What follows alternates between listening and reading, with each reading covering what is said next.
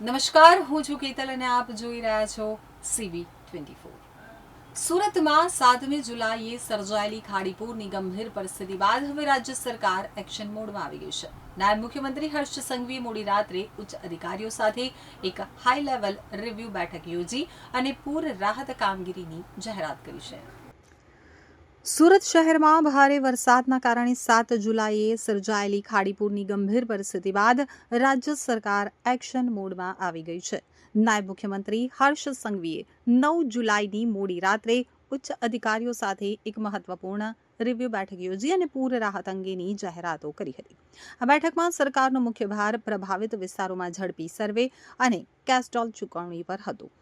9,100 પરિવારોનો door to door survey સફળતાપૂર્વક પૂર્ણ કરી લેવામાં આવ્યો છે, જે અંતર્ગત પ્રથમ તબક્કામાં 800થી વધુ પરિવારોને 6,800 લેખે ઘરવખરી નુકસાની અને કેસ્ટોલની સહાય સીધી ચૂકવી દેવામાં આવી છે। તો બાકી રહેલ તમામ અસરગ્રસ્ત પરિવારોને આજે મોડી સાંજ સુધીમાં તેમની સોસાયટીઓ સુધી પહોંચી અને રોકડ સહાય આપી દેવા માટે વહીવટીતંત્રની જુદી જુદી ટીમો મેદાનમાં ઉતરી દેવામાં આવી છે। નાયબ મુખ્યમંત્રીએ બેઠકમાં જણાવ્યું કે દરેકને સહાય મળી રહે તે માટે સુરત શહેરના તમામ ઝોનલ અધિકારીઓને ઇન્ચાર્જ તરીકે વિશેષ જવાબદારી સોંપવામાં આવી છે। અત્યાર સુધી થયેલા સર્વે ઉપરાંત જો હજુ પણ કોઈ સોસાયટી કે વિસ્તાર રહી ગયા હોય તો ત્યાં તાત્કાલિક ટીમ મોકલવાની સૂચના અપાઈ છે। કોઈ પણ રહી ગયેલી સોસાયટી કે નાગરિક કલેક્ટર કચેરી ખાતે ઊભા કરાયેલા કંટ્રોલ રૂમના ટોલ ફ્રી નંબર ઉપર સંપર્ક કરીને પોતાના વિસ્તારની માહિતી આપી શકે છે, જેથી વહીવટી ટીમ તુરંત જ ત્યાં પહોંચી અને સર્વેની કામગીરી પૂર્ણ કરશે।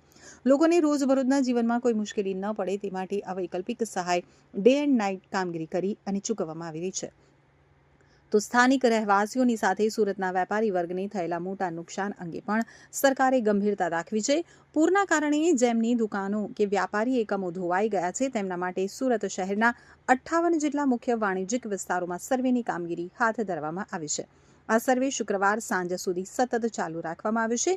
જેમ જેમ નવી માહિતી મળતી રહી છે તેમ ડેટા અપડેટ કરાઈ રહ્યો છે। તો કોમર્શિયલ સેક્ટરમાં થયેલા નુકસાનના આધારે આવનારા દિવસોમાં મુખ્યમંત્રી ભૂપેન્દ્ર પટેલની અધ્યક્ષતામાં એક વિશેષ પોલિસી જાહેર કરવામાં આવશે।